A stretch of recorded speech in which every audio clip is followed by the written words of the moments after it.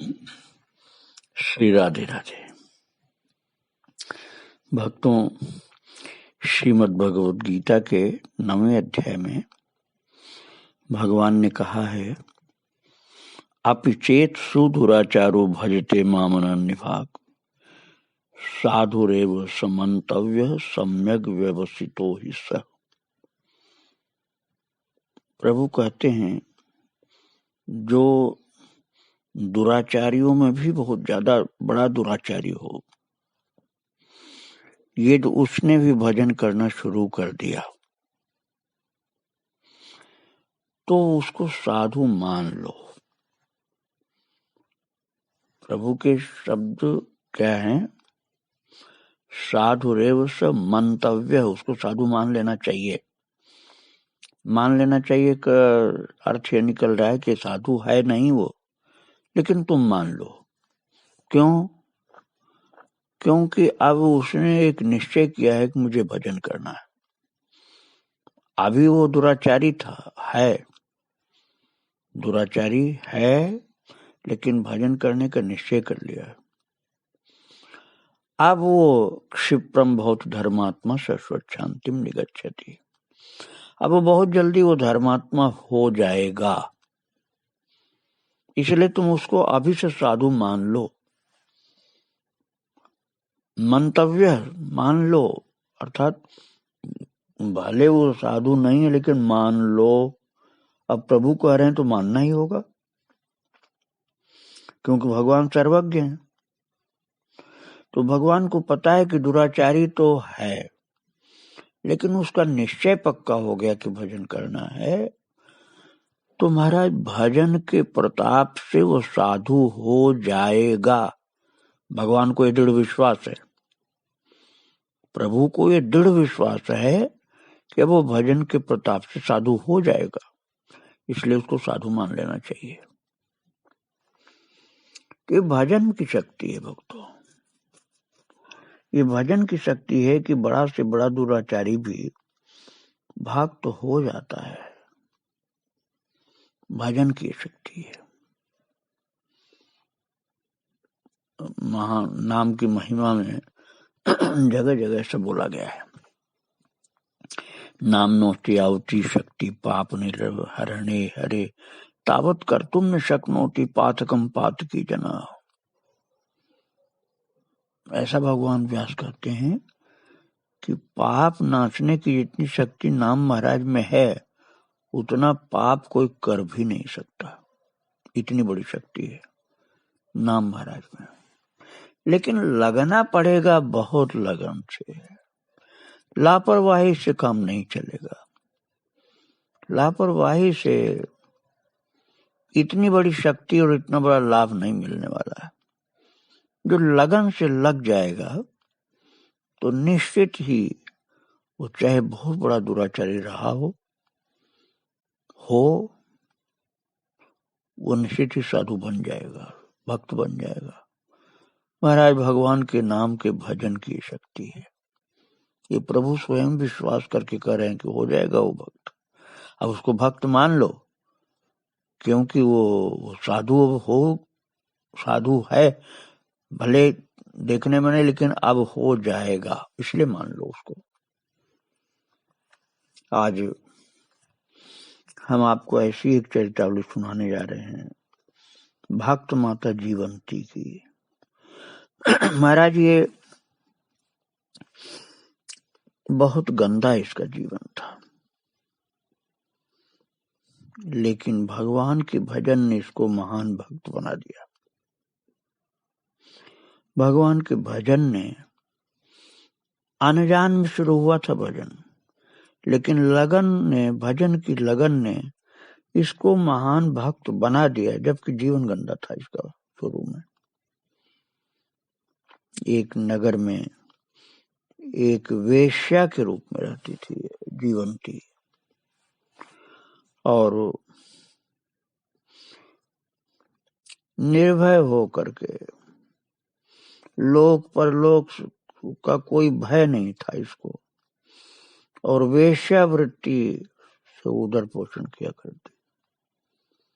अब उसका विश्लेषण करना कोई जरूरी नहीं है।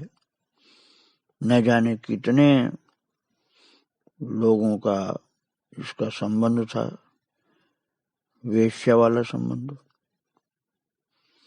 और निसंकोच इस कार्य में प्रवृत्त थी, और भजन से कोई मतलब भी इसका उस समय नहीं था शुरू में। लेकिन प्रभु की कृपा देखो कि पतन के महागर्त में गिरे हुए जीव के ऊपर भी प्रभु की कृपा होती है। एक दिन एक तोता बेचने वाला उसके गली से जा रहा था, तो उस वेश्या की कोई संतान नहीं थी। तो माताओं का स्वभाव होता है कि कोई बच्चा हो, घर में संतान हो, तो उसके साथ खेलती हैं। और जब उसके संतान कोई नहीं थी तो किससे खेले वो? तो उसने तोता बेचने वाले को ऊपर बुला लिया अपने कोठे पर, और बोली कि कोई बढ़िया तोता है तुम्हारे पास जो कुछ बोलता हो? तो एक पिंजरा उसने आगे बढ़ाया तोता बेचने वाले ने, और उससे बोला कि बोलो बोलो, राम राम बोलो। तो महाराज तोता इतनी प्यारी बोली में बोला, राम राम राम राम राम राम राम राम राम राम। ऐसे प्यारी बोली में तोता मीठी बोली में बोला कि वेश्या हंसने लगी, बोली यही तोता हमको दे दो।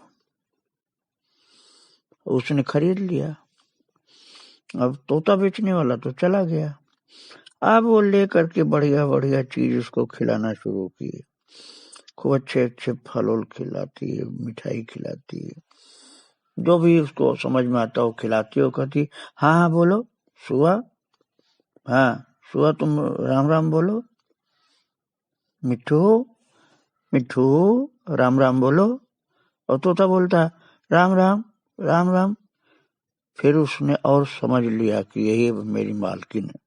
भाई जी राम राम, भाई जी राम राम, भाई जी राम राम। ओ मिठू जी राम राम बोलती, वो भाई जी राम राम बोलता। भाई जी राम राम, वो मिठू जी राम राम बोलती। महाराज जब कोई ग्राहक उसके पास नहीं होता तो उन दोनों का आपस में एक खेल चलता। अब वेश्या का मन लग गया उस खेल में, वेश्या का उस खेल में मन लग गया।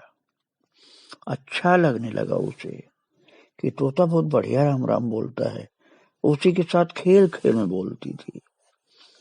उम्र ढलने लगी तो ग्राहक भी बहुत कम आते थे या नहीं आते थे, तो राम राम उसका दिन भर चलता था। खेल खेल में तोता के साथ खेलना और राम राम बोलना और सुनना। इसी तरह से बहुत वर्ष बीते। और भक्तों, भगवान की लीला तो देखो कि वो बीमार सी पड़ी हुई थी, तोता को कुछ खाने को नहीं दे पाई क्योंकि तबीयत सही नहीं थी। एक संत उसी गली से जाते थे तो सुनते थे कि ऊपर तोता के साथ कोई बोलता है, बहुत मीठी बोली में तोता और वो एक महिला बोलती है। तो आवाज जब नहीं सुनाई पड़ी तो उन्होंने गली के लोगों से पूछा कि भाई ऊपर एक तोता बोलता था राम राम, कोई महिला बोलती थी, सुनाई नहीं पड़ता कई दिन से। तो गली वालों ने कहा अरे महाराज क्या करोगे, पाप को अपना फल भोग रही वेश्या है, वो बहुत पाप किया था उसी का फल भोग रही। महाराज जी को दया आई, वो ऊपर चल करके गए। लोगों ने बहुत रोका कि वेश्या के पास क्या करो जाकर, लेकिन वो गए।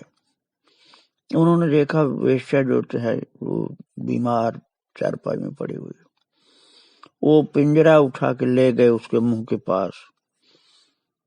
संत ने समझ लिया अभी ठीक होने वाली नहीं है, बहुत ज्यादा तबीयत खराब हो चुकी है, मरणासन है। वो तोता भी भूखा प्यासा था। थोड़ा उन्होंने पानी पिलाया और फिर तोते की आंख खुली तो वो तोता बोला भाई जी राम राम राम राम, भाई जी राम राम। और फिर उसकी आंख खुल गई। उस जीवंती की आंख खुल गई और दोनों एक दूसरे को राम राम राम राम। अब वेश्या बोल तो नहीं पा रही थी, लेकिन उसके मुंह से 1-2 बार राम राम निकला। मिट्ठू जी राम राम, मिट्ठू जी राम राम, ऐसे वो बोली। और तोता बोलता रहा राम राम राम राम, और वो मिट्ठू जी राम राम, ऐसे बोलते हुए उसका महाराज समय पूरा हो गया। आखिर में राम राम बोली थी और उच्चारण करते हुए सुना भी था। एक समय महाराज दोनों ने प्राण का त्याग किया है। उस जीवंती का शरीर छूटा और तोते का भी शरीर छूट गया। और वेश्या का पाप तो बहुत ज्यादा था। और महाराज तोता भी, कुछ पाप उसके ऐसे थे कि तोता को लेने के लिए भी यमराज के दूत आए और वेश्या को लेने के लिए भी यमराज के दूत आए। और हाथ में फांसी और शस्त्र ये सब लिए हुए जब आए यमराज के दूत दोनों प्राणियों को लेने के लिए, उसी समय भगवान विष्णु के पार्षद आकर के उपस्थित हो गए और उन्होंने यमदूतों से कहा कि तुम लोग इन दोनों निष्पाप जीवों को क्यों बांध रहे हो? यमदूतों ने कहा, हम महाराज सूर्यपुत्र यमराज के किंकर हैं, इन दोनों पापात्माओं को यमपुरी ले जा रहे हैं। तो भगवान विष्णु के दूतों ने हंस करके थोड़ा सा नाराजगी में, क्रोध में आकर हंसे और बोले, यमदूतों बात तो सुनो, क्या भगवान नाम लेने वाले हरिभक्त भी यमराज के दंड के योग्य होते हैं? यमराज का क्या अधिकार है उनको दंड देने का? महाराज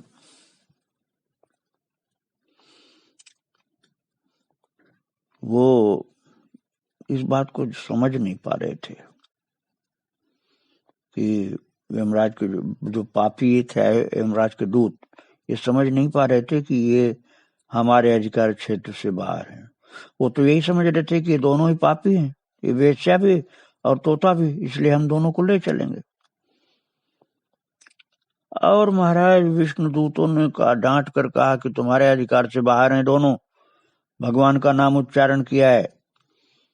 और उसी समय विष्णु दूतों ने अपने चक्र से दोनों के बंधन काट दिए। इस पर यमदूतों को बहुत क्रोध आया और विष्णु दूतों को ललकार कर बोले, तुम लोग पापियों को लेने आए हो, ये मुझे बड़ा आश्चर्य हो रहा है। तुम हमसे युद्ध करो तब ले जाओ इनको। और महाराज दोनों पक्ष के दूतों में घोर युद्ध होने लगा और अंत में विष्णु दूतों से पराजित होकर के अपने मूर्छित सेनापति चंड को उठा करके हाहाकार करते हुए यमदूत यमपुरी की ओर भाग गए। और इधर विष्णु दूतों ने हर्ष के साथ जय ध्वनि करके दोनों को विमान में बैठाया और भगवान विष्णु के लोक को ले गए। और भक्तों, जो यमराज के दूत थे वो यमराज के पास पहुंच करके रोने लगे और बोलने लगे कि विष्णु दूतों ने हम लोगों की बड़ी दुर्गति की है, अब आपका प्रभाव कौन मानेगा? हमारा बड़ा पराभव हुआ है, हमारी हार हुई है और इसमें बदनामी आपकी होगी महाराज, क्योंकि हम आपके सेवक हैं। तो यमराज ने कहा, दूतों, ये जिन्होंने मरते समय राम इन 2 अक्षरों का उच्चारण किया है या स्मरण ही किया है, नहीं उच्चारण किया तो याद किया या सुना है, तो वह मुझसे कभी दंडनीय नहीं है। उस राम नाम के प्रताप से भगवान नारायण उनके प्रभु हो गए। और भक्तों, धर्मराज ने कहा, संसार में ऐसा कोई पाप नहीं है जिसका राम नाम स्मरण से नाश न हो। उन्होंने अपने दूतों को कहा, जो भगवान का नाम प्रतिदिन लेते हैं, प्रभु के विभिन्न नाम हैं, राम, गोविंद, केशव, हरे, जगदीश, विष्णु, नारायण, राधा कृष्ण, जो इनका उच्चारण करते हैं वे बहुत महान होते हैं। वे लोग मुझसे दंड पाने के योग्य नहीं होते। जिनकी जीभ पर भगवान का नाम नृत्य करता रहता है, मैं उन लोगों को प्रतिदिन प्रणाम करता हूँ। धर्मराज ने अपने सेवकों को कहा कि मैं उन लोगों को रोजाना प्रणाम करता हूँ जो भगवान का नाम जप कीर्तन करते हैं और प्रभु के नाम की अपार महिमा है। दूतों, मैं स्वयं भगवान के अधीन हूँ। जो भक्त भगवान की पूजा में लगे रहते हैं, जो निष्कपट होकर के प्रभु की भक्ति में लग जाते हैं, प्रभु का चरणामृत पान करते हैं, प्रभु का नाम गाते हैं, बोलते हैं और गुरु की सेवा करते हैं, संतों की सेवा करते हैं, जो दूसरे के धन को विष के समान समझते हैं, जो अन्न जल भूमि का दान करते हैं, जो सभी प्राणियों के हितैषी हैं, जो बेकारों को आजीविका देते हैं, जो शांत चित्त हैं, जो दंभ क्रोध मद मत्सर से हीन हैं, जो पाप दृष्टि से बचे हुए हैं, जो जितेंद्री हैं, उनको मैं प्रणाम करता हूँ। मैं उनके अधीन हूँ। ऐसे लोगों को मैं कभी नरक के लिए चर्चा भी नहीं कर सकता। यमराज जी ने भगवान की भक्ति का गुणगान किया। भगवान व्यास ने कहा, यमदूत, इस प्रकार यमराज के द्वारा समझाए जाने पर भगवान का महात्म्य जान गए।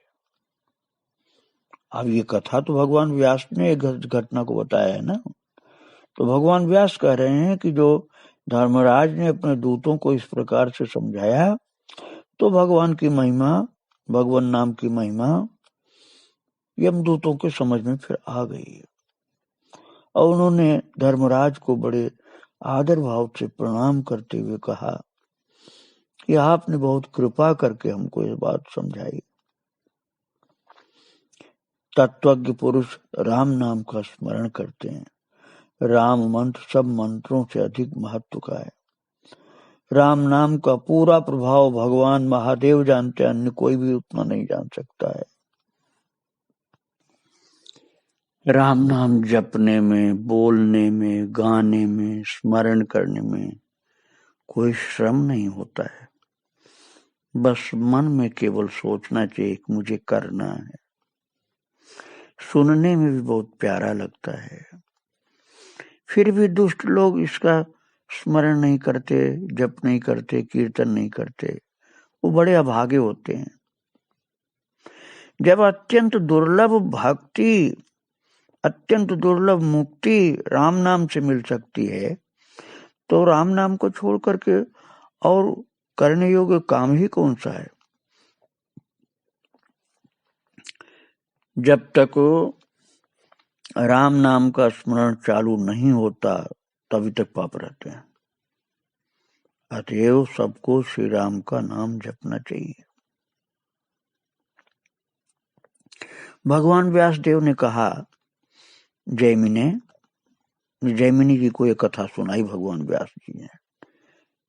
ये जो धर्मराज और यमदूतों के बीच की वार्ता, ये जैमिनी से भगवान व्यासदेव जी सुनाकर कह रहे हैं, जैमिने, मृत्यु समय में राम नाम स्मरण करने से पापात्मा भी मोक्ष को प्राप्त होता है। राम नाम समस्त अमंगल का नाश करने वाला है और मनोरथ पूर्ण करने वाला और मोक्ष देने वाला है। इसलिए बुद्धिमानों को सदा राम नाम स्मरण करना चाहिए। जिस समय मनुष्य राम नाम स्मरण नहीं करता वही समय व्यर्थ चला जाता है। भगवान व्यास कहते हैं, ये मैं सत्य कह रहा हूं, जो रसना राम नाम के रस भेद को जानती है, तत्वदर्शी मुनि कहते हैं कि बस वही रसना है और सब व्यर्थ में मांस और चमड़ी की स्वरूप धारण किए हुए कोई काम की नहीं होती रसना। वास्तविक रसना अर्थात रस को प्राप्त करने वाली, भगवान की भक्ति का रस प्राप्त करने वाली रसना वही है जो राम नाम के रस को प्राप्त करती है।